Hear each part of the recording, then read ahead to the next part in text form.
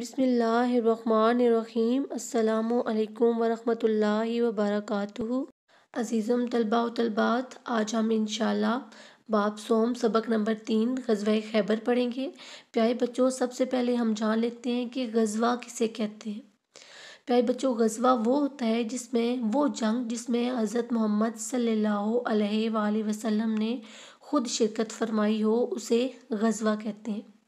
اور خیبر ایک قلعے کا نام ہے جو مدینہ سے 300 کلومیٹر کے فاصلے پر واقع ہے۔ جب آپ صلی اللہ علیہ وآلہ وسلم نے مکہ سے مدینہ ہجرت فرمائی تو وہاں کے یہودیوں سے امن و سلامتی کے لیے ایک معاہدہ کیا۔ اس معاہدے میں یہ شامل تھا کہ مسلمان اور یہودی آپس میں لڑائی نہیں کریں گے، اور اگر باہر سے کوئی حملہ آور ہوا تو دونوں مل کر مقابلہ کریں گے۔ معاہدے کے تحت تو یہودیوں نے مسلمانوں کا ساتھ دینا تھا، لیکن انہوں نے مسلمانوں کا ساتھ نہ دیا تو کیا ہوا، انہیں مدینہ چھوڑنے کا حکم دیا گیا، تو وہ مدینہ سے 300 کلومیٹر دور خیبر میں آباد ہو گئے۔ عزیزم طلباء و طلبات، آج ہم اب اس سبق کی پڑھائی کریں گے تو ہم جان سکیں گے کہ غزوہ خیبر سے پہلے کیا حالات تھے، غزوہ خیبر کیوں ہوا، اس کے واقعات اور پھر اس کے نتائج۔ بچوں، اب ہم پڑھیں گے پس منظر۔ پس منظر کیا ہوتا ہے؟ جو پچھلے حالات ہوں، جو پچھلے حالات اور واقعات ہوں، یعنی کہ یہ غزوہ خیبر کس وجہ سے ہوا، اس کے جو پچھلے حالات اور واقعات ہیں اسے پس منظر کہتے ہیں۔ جب نبی اکرم صلی اللہ علیہ وآلہ وسلم مکہ سے ہجرت کر کے مدینہ گئے تو وہاں پر پہلے سے آباد یہودیوں کے ساتھ امن و سلامتی کے لیے ایک معاہدہ کیا، جسے میثاق مدینہ کے نام سے پکارا جاتا ہے۔ اس معاہدے کے تحت یہ تحریر تھا کہ مسلمان اور یہودی آپس میں لڑائی نہیں کریں گے، اور اگر باہر سے حملہ آور ہوا، کوئی باہر سے حملہ آور ہوا تو دونوں مل کر اس کا مقابلہ کریں گے۔ جب مکہ کے کافروں نے مدینہ پر حملہ کیا تو معاہدے کے تحت یہودیوں کو مسلمانوں کا ساتھ دینا چاہیے تھا، مگر انہوں نے ایسا نہ کیا، بلکہ ان کے ایک قبیلے بنو قینقاع نے کافروں کا ساتھ دیا تھا۔ جنگ بدر کے بعد انہیں کہا گیا کہ وہ مدینہ چھوڑ کر چلے جائیں، چنانچہ وہ مدینہ سے 300 کلومیٹر دور خیبر چلے گئے۔ پھر جنگ احد میں یہودیوں کے دوسرے قبیلے بنو نصیر نے بھی مسلمانوں کا ساتھ نہ دیا بلکہ کافروں کا ساتھ دیا۔ جنگ کے بعد انہیں بھی مدینہ چھوڑ دینے کا حکم دیا گیا۔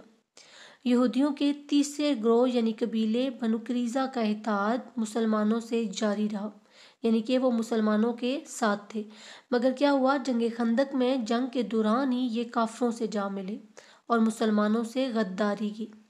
جنگ کے بعد ان کی مذہبی کتاب تورات کے مطابق ان کا فیصلہ کیا گیا اور ان کے مردوں کو قتل کیا گیا، عورتوں کو لونڈی بنایا گیا، بچوں اور زمین کو تقسیم کیا گیا۔ یوں مدینہ اور ارد گرد کے تقریباً تمام یہودی مدینہ سے 300 کلومیٹر کے فاصلے پر خیبر میں جا کر آباد ہو گئے، جہاں پر ان کے مضبوط قلعے اور زرخیز زمینیں تھیں۔ خیبر میں یہودیوں کے 8 مشہور و مضبوط قلعے تھے۔ پیارے بچوں، ان تینوں قبیلوں نے مسلمانوں کا ساتھ نہ دیا تھا بلکہ کافروں کا ساتھ دیا تھا، تو اس لیے ان تینوں قبیلوں کو مدینہ چھوڑ دینے کا حکم دیا گیا تھا، اور وہ مدینہ چھوڑ کر 300 کلومیٹر دور خیبر جا کر آباد ہو گئے تھے۔ خیبر میں یہودیوں کے 8 مشہور و مضبوط قلعے تھے۔ وہ کون کون سے تھے؟ سب سے پہلا قلعہ نہم، نمبر 2 قلعہ زبیر، نمبر 3 قلعہ قموس، نمبر 4 قلعہ نزار نصیر، نمبر 5 قلعہ اصحاب بن معاذ، نمبر 6 قلعہ وتی، نمبر 7 قلعہ سلالم، نمبر 8 قلعہ ابل۔ ان قلعوں میں تقریباً 20,000 کے لگ بھگ یہودی سپاہی آباد تھے، اور مختلف جنگی ساز و سامان بھی موجود تھا۔ پیارے بچوں، اب ہم غزوہ خیبر کی وجوہات پڑھیں گے، یعنی کہ وہ کون کون سی وجہ تھی جو غزوہ خیبر کی وجہ بنی۔ نمبر 1، جو یہودی مدینہ سے جلا وطن ہوئے وہ انتقام لینا چاہتے تھے، یعنی کہ جو یہودی مدینہ سے چلے گئے تھے، مدینہ سے انہیں نکال دیا گیا تھا، وہ انتقام لینا چاہتے تھے اور واپس مدینہ آ کر آباد ہونا چاہتے تھے۔ نمبر 2، یہودی مختلف جنگوں میں مسلمانوں کے خلاف سازشیں کرتے رہتے تھے، یعنی کہ وہ مسلمانوں کے خلاف سازشیں کرتے رہتے تھے، ان کے خلاف جنگ کی کوششیں کرتے رہتے تھے۔ نمبر 3، بنو قینقاع نے سازش کے تحت مختلف مسلمانوں کو شہید کیا۔ نمبر 4، قبیلہ بنو نصیر نے نبی اکرم صلی اللہ علیہ وآلہ وسلم کو زہر دے کر شہید کرنے کی کوشش کی۔ نمبر 5، مدینہ کے تجارتی قافلے شمالی ممالک کے ساتھ تجارت کرتے تو خیبر سے گزر کر جاتے۔ یہودی مسلمانوں کو اپنے علاقے سے گزرنے کی اجازت نہ دیتے تھے تاکہ مسلمانوں کی شمالی ممالک کے ساتھ تجارت ختم ہو جائے۔ نمبر 6، صلح حدیبیہ کی وجہ سے جب مسلمانوں نے قریش سے امن و سلامتی کا معاہدہ کر لیا تو ضروری تھا کہ خیبر کے یہودیوں کی خبر لی جائے، کیونکہ وہ بنو غطفان کے ساتھ مل کر مسلمانوں پر ایک بڑے حملے کا پروگرام بنا رہے تھے۔ خیبر پر حملے کی تیاری۔ صلح حدیبیہ کے بعد جب مسلمانوں کو قریش مکہ کی طرف سے جنگ و جدل کا خطرہ ٹل گیا تو ضروری تھا کہ مدینہ کی ریاست کو مضبوط کرنے کے لیے تمام خطرات کو ختم کر دیا جائے، یعنی کہ اسلامی ریاست جو مدینہ کی ریاست تھی اس کو مزید کرنے کے لیے تمام خطرات کو ختم کیا جائے۔ چنانچہ 7 ہجری کو نبی اکرم صلی اللہ علیہ وآلہ وسلم اپنے 1400 صحابہ کے ساتھ خیبر کی طرف روانہ ہوئے۔ اگرچہ قبیلہ بنو غطفان کے لوگ یہودیوں کے اتحادی تھے، یعنی کہ بنو غطفان کے لوگ جو ہے وہ یہودیوں کے ساتھ ملے ہوئے تھے، مگر مسلمانوں کے رعب اور خوف کی وجہ سے یہودیوں کا ساتھ نہ دیا، بلکہ اپنے گھروں کی حفاظت کے لیے واپس اپنے قبیلے چلے گئے۔ نبی اکرم صلی اللہ علیہ وآلہ وسلم نے 3 جھنڈے تیار کر کے حضرت علی رضی اللہ تعالیٰ عنہ، حضرت حباب بن مناظر رضی اللہ تعالیٰ عنہ اور حضرت سعد بن عبیدہ رضی اللہ تعالیٰ عنہ کو دیے۔ جب مسلمانوں کا لشکر خیبر پہنچا تو اس وقت رات کا وقت تھا۔ رات بھر آرام اور حکمت عملی بنانے کے بعد صبح نماز فجر کے بعد مسلمانوں نے یہودیوں کی طرف بڑھنا شروع کیا، یعنی رات بھر آرام کیا اور مکمل تیاری کرنے کے بعد صبح نماز فجر کے بعد مسلمانوں نے یہودیوں کی طرف بڑھنا شروع کیا۔ یہودی کام کاج کے لیے اپنے کھیتوں کی طرف جا رہے تھے۔ مسلمانوں کو دیکھتے ہی وہ واپس اپنے شہر کے مضبوط قلعوں کی طرف بھاگ گئے اور پکار کر ایک دوسرے کو مسلمانوں کے لشکر کی خبر دینے لگے۔ خیبر کے قلعوں میں لڑائی۔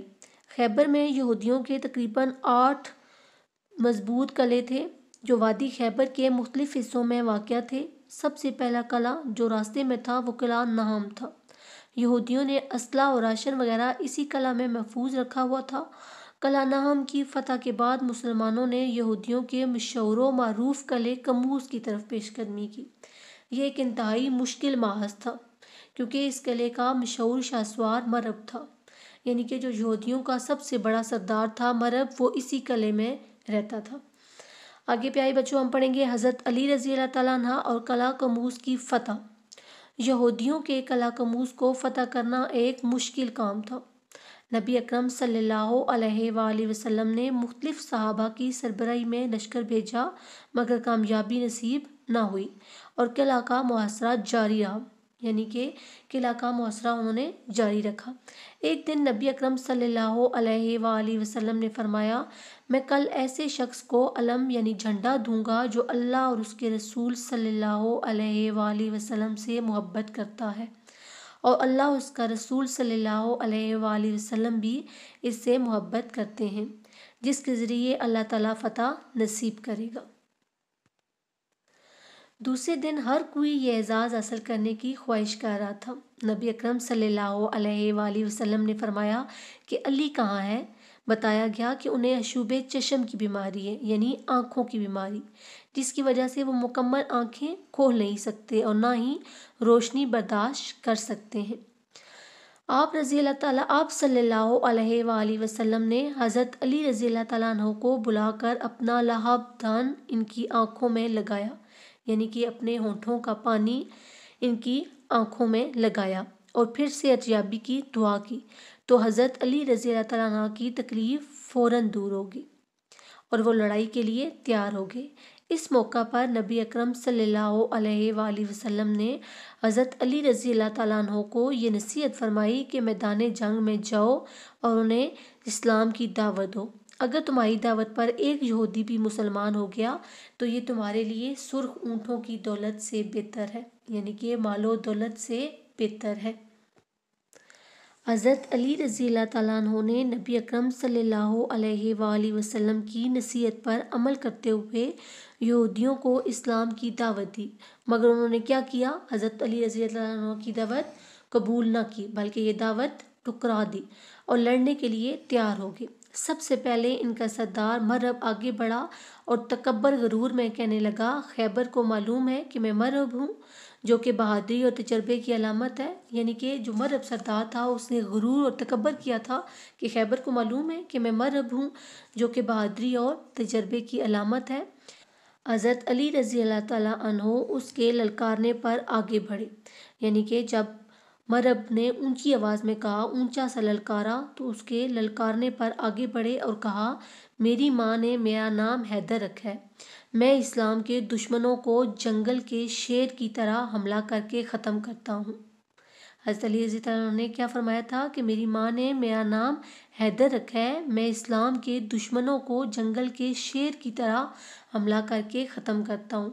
اس کے بعد مرہب نے وار کیا، جو حضرت علی رضی اللہ تعالیٰ عنہ کی چستی اور جنگی حکمت عملی سے بیکار ہو گیا۔ یعنی کہ حضرت علی رضی اللہ تعالیٰ عنہ کی چستی اور ایک مکمل جنگی تیاری کی وجہ سے مرہب کا وار جو ہے وہ ناکام ہو گیا۔ لیکن جب حضرت علی رضی اللہ تعالیٰ عنہ نے وار کیا تو اس کے سر پر ایسی ضرب لگی کہ تلوار اس کے سر کے خول کو کاٹتی ہوئی گردن تک آ پہنچی۔ مرہب کے مرنے کے بعد اس کا بھائی مقابلے کے لیے آگے بڑھا، لیکن حضرت زبیر رضی اللہ تعالیٰ عنہ کے ذریعے وہ بھی قتل ہو گیا۔ اب یہودی دوبارہ بھاگ کر اپنے قلعوں، خاص طور پر اصحاب بن معاص کے قلعے میں داخل ہو گئے۔ 3 دن کے محاصرے کے بعد یہودی وہاں سے پیچھے ہٹ کر کلاوتی اور زبیر میں داخل ہو گئے۔ پھر 3 دن کے مزید محاصرے کے بعد یہودیوں کے اس قلعے کو بھی فتح کر لیا گیا اور پھر یہودیوں کی طرف جانے والے پانی کے چشمے کو کاٹ دیا گیا۔ یوں یہودی پانی کی قلت کی وجہ سے، یعنی پانی کی کمی کی وجہ سے قلعوں سے باہر آنے پر مجبور ہو گئے۔ اس موقع پر حضرت ابو دجانہ رضی اللہ تعالیٰ عنہ نے بہادری کے بے شمار مظاہرے کیے۔ اپنے 10 بہادر یہودیوں کے مرنے کے بعد یہودیوں نے ایک اور قلعہ نزار میں پناہ لے لی، جو کہ ایک اونچی جگہ پر تھا۔ جب مسلمان اس قلعے کے قریب آئے تو یہودیوں نے مسلمانوں پر پتھر برسانے شروع کر دیے اور تیروں کی بارش شروع کر دی۔ اس موقع پر نبی اکرم صلی اللہ علیہ وآلہ وسلم نے صحابہ کو اجازت دی کہ وہ بھی پتھر پھینکنے کے لیے منجنیق کا استعمال کریں۔ پہلے زمانے میں پیارے بچوں، یہ منجنیق جو ہوتی تھی یہ جنگوں میں استعمال کی جاتی تھی، جس کے اندر پتھر ڈال کے مارے جاتے تھے۔ مسلمانوں نے یہودیوں کے قلعے کا 14 دن تک محاصرہ کیا۔ مسلمانوں نے یہودیوں کے قلعے کا 14 دن تک محاصرہ جاری رکھا۔ اس کے بعد یہودیوں نے درخواست کی کہ وہ مسلمانوں سے مذاکرات کرنا چاہتے ہیں، یعنی مسلمانوں سے مل بیٹھ کر بات کرنا چاہتے ہیں۔ آگے پیارے بچوں، صلح نامہ خیبر۔ یہودیوں نے ابن ابو عقیق کو اپنا نمائندہ بنا کر نبی اکرم صلی اللہ علیہ وآلہ وسلم کے پاس بھیجا اور شکست تسلیم کرتے ہوئے ایک معاہدہ کیا، یعنی انہوں نے اپنی ہار مانتے ہوئے ایک معاہدہ کیا۔ اس معاہدے میں مندرجہ ذیل شقیں شامل تھیں، یعنی کہ اس معاہدے میں مندرجہ ذیل شرائط شامل تھی۔ نمبر 1، یہودیوں کی جان بخشی ہو گئی اگر وہ خیبر کی زمین چھوڑ کر کہیں اور آباد ہوں۔ نمبر 2، یہودی سونا اور چاندی چھوڑ کر زمین استعمال کر سکتے ہیں۔ نمبر 3، اگر وہ زمین کو آباد کریں گے تو پیداوار کا نصف مدینہ کی حکومت کو دیں گے اور نصف اپنے استعمال کے لیے رکھ سکیں گے، یعنی کہ اگر وہ زمین کو آباد کریں گے تو زمین کی پیداوار کا آدھا حصہ مدینہ کی حکومت کو دیں گے اور آدھا حصہ اپنے استعمال کے لیے رکھیں گے۔ نمبر 4، اگر کوئی چیز چوری کی گئی یا اس کو چھپایا گیا تو معاہدہ ختم ہو جائے گا اور یہودیوں کے قلعے مسلمانوں کے حوالے کر دیے جائیں گے۔ عزیز طلبہ و طالبات، یہ تمام شرائط یہودیوں نے قبول کر لی۔ یوں قلعہ خیبر مسلمانوں کو مل گیا۔ غزوہ خیبر کے بعد مسلمانوں کو بہت زیادہ فوائد بھی حاصل ہوئے۔ پیارے بچوں، اس لیکچر میں ہم نے غزوہ خیبر کے واقعات اور پس منظر پڑھا ہے۔ اگلے لیکچر میں ہم انشاءاللہ غزوہ خیبر کے جو اس سے نتائج حاصل ہوئے وہ پڑھیں گے، سوالات کے جوابات اور بک ورک کریں گے۔ تب تک کے لیے اللہ حافظ۔